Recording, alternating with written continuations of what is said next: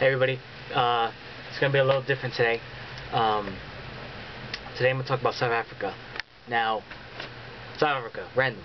I don't have any affiliation in South Africa or anything really. However, I took my last semester at Rutgers, I took a class on Africa. And obviously, South Africa, you got to talk about South Africa. And so I was looking up on YouTube, and there's this guy named Reindeer. And I watched all his videos. It just baffled me. South Africa, after apartheid, has changed a lot, and it doesn't seem for the better. So, for a final paper on the class, Reindeer actually inspired me to write about South Africa.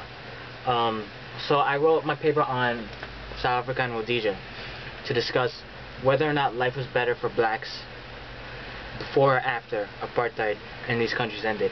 And the statistics are very sad, to say the least. Now, Rhodesia / Zimbabwe, I don't need to go into because it's obvious what Mugabe has done in Rhodesia. South Africa is not as obvious because after apartheid ended in 1994, the rest of the world was just like, whatever, blacks are free. Let's forget about, let's forget about problems that are going to happen now. And so, there's a lot of issues, and the statistics show, sad to say it, that life was actually, the living standard of blacks was actually better under apartheid. And I didn't want to make this video because it's going to create a lot of issues. But I mean, I'm just watching his video, Ranger's video, about the one guy, the South African, who's getting charges against him because he accidentally spilled beer on President Zuma, Jacob Zuma. So I'm like, you know what? Someone needs to say this. There's no other video like this, which I'm about to do. So I'm gonna bust out these statistics because not enough people read, and these are serious issues. So I'm just gonna read off the most obvious ones. Okay, obviously, South Africa is the crime capital of the world. Over 50 murders happen each day in South Africa. Okay, that is an extremely high number. Every single day, 50 people killed. That's the average, right? So that's an obvious statistic. Actually, another thing. Alright, I'll just read it. Between 1995 and 1998, the life expectancy of South Africans fell from 64.1 years to 53.2 years. Alright, so apartheid ended in 1994, and already, after that happened, the living situation worsened.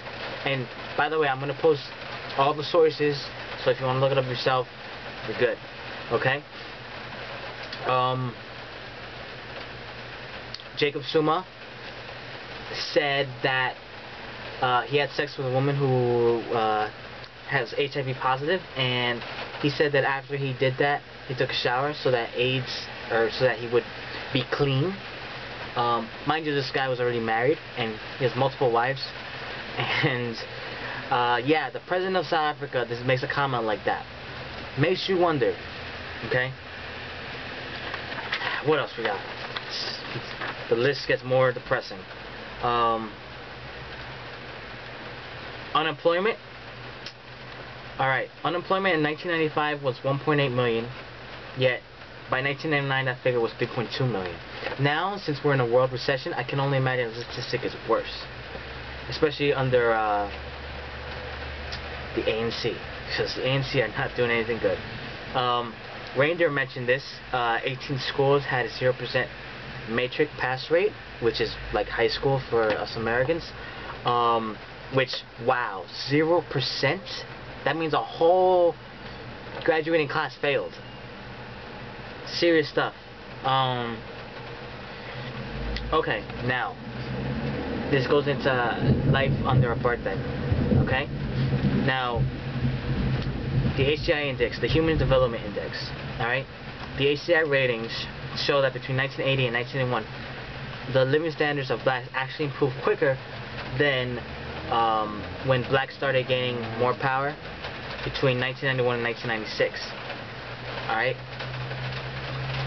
What's going on here? How is it that apartheid can do a better job than the ANC? It doesn't make any sense. Okay. What else here? The rand. The rand is South Africa's currency. Okay?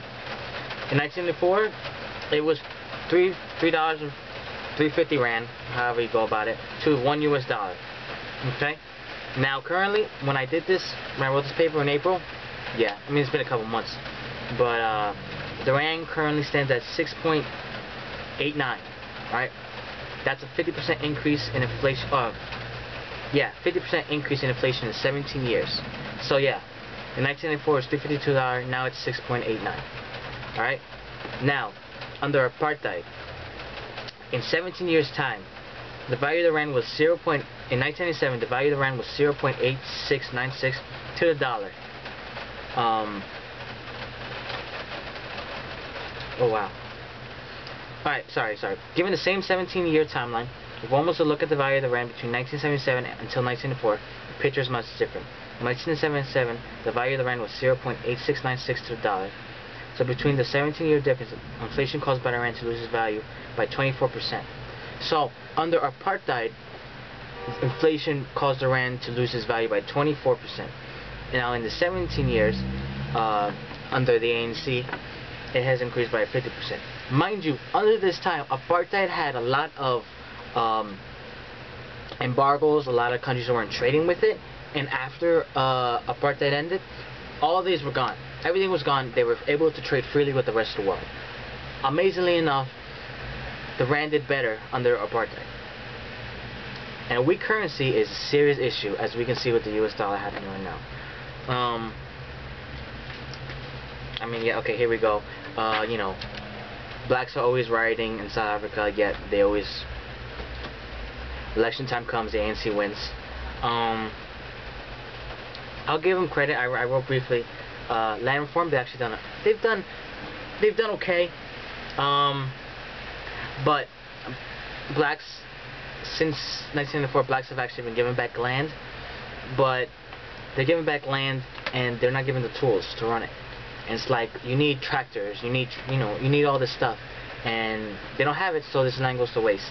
And it's a little ironic because the apartheid regime actually funded a farmer support program where these farmers could use state-owned machinery to toil the land, even though the regime actually lost money in this endeavor. This was for black farmers in South Africa.